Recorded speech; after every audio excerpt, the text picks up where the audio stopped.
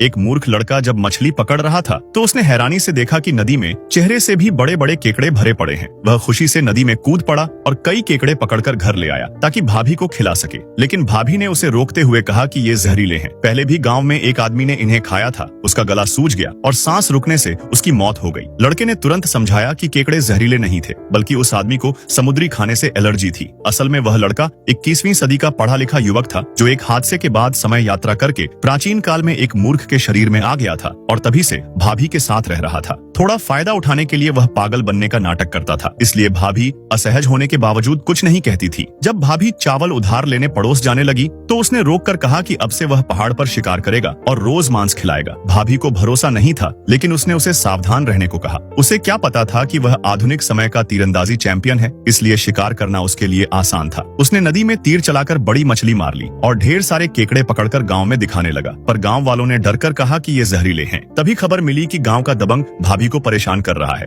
वह तुरंत घर भागा और सही समय पर पहुंचकर भाभी को बचा लिया। हालांकि उसका हाथ घायल हो गया। भाभी रोते हुए बोली कि अगर वह कभी न रहे तो उसे अच्छे से जीना चाहिए, और उसने उसे गुआनाइन मिट्टी खाने को दी जो लोग भूख में खाते थे। लेकिन उसने मना कर दिया और कहा कि इससे नुकसान होता है। फिर उसने केकड़े पकाए और पहले खुद खाकर दिखाया। जब भाभी ने स्वाद चखा तो उसकी आंखों में आंसू आ गए और उसने कहा कि चाहे जहर भी हो तो भी वह खा लेगी। लड़के ने समझाया कि इसमें कोई जहर नहीं है। धीरे धीरे भाभी खुश होने लगी कि वह अब अपने पैरों पर खड़ा हो गया है। तब उसने मजाक में कहा कि वह जीवन भर भाभी से ही शादी करना चाहता है, और यह सुनकर भाभी शर्म से लाल हो गई। अगले दिन वह आंगन में कसरत कर रहा था और भाभी खेत से कसावा लेकर आई जो जहरीला था। तब उसने बताया कि उसे 3 दिन पानी में भिगोकर और रोज पानी बदलकर उसका जहर निकाला जा सकता है। इसी बीच गांव का दबंग और मुखिया घर आए और धमकी दी कि या तो इलाज का पैसा दो या भाभी को उनके साथ भेज दो। साथ ही कानून का हवाला दिया कि विधवा अगर समय पर दोबारा शादी न करे तो उसे जबरन शादी कराई जाएगी। लड़के ने सबके सामने घोषणा कर दी कि भाभी उसकी पत्नी बनेगी। भाभी दुविधा में पड़ गई क्योंकि देवर से शादी करना समाज के खिलाफ था, लेकिन लड़का अडिग रहा। जब दबंग फिर से भाभी को ले जाने आया तो वह समय पर पहुंचा और सबके सामने कहा कि किसने कहा भाभी का पति नहीं है, मैं ही उसका पति हूँ। यह सुनकर सब हैरान रह गए।